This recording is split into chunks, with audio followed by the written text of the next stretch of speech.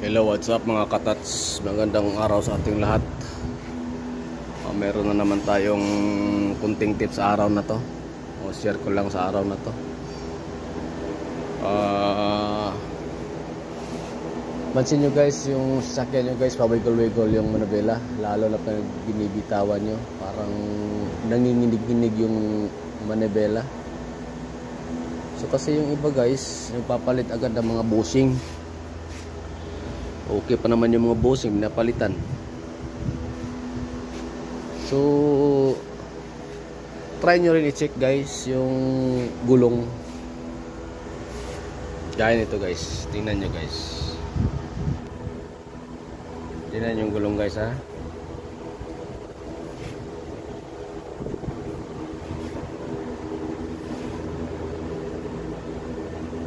Yung spike nya.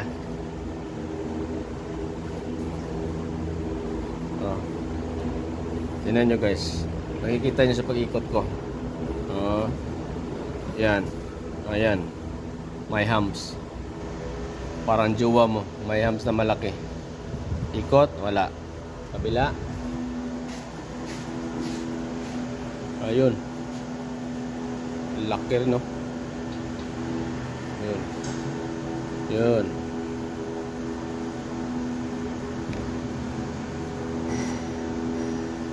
Ayan. So tingnan nyo rin yung spike ng gulong nyo guys.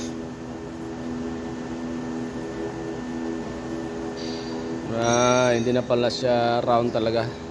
Perfect round. Yung spike malalaki pa oh. Pero tingnan mo yung hugis nya.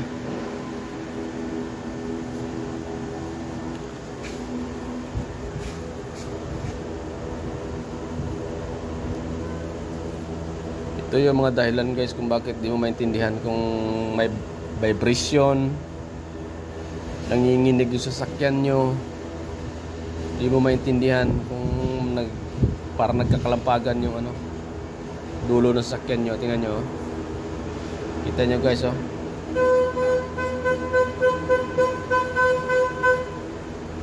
Oh yun.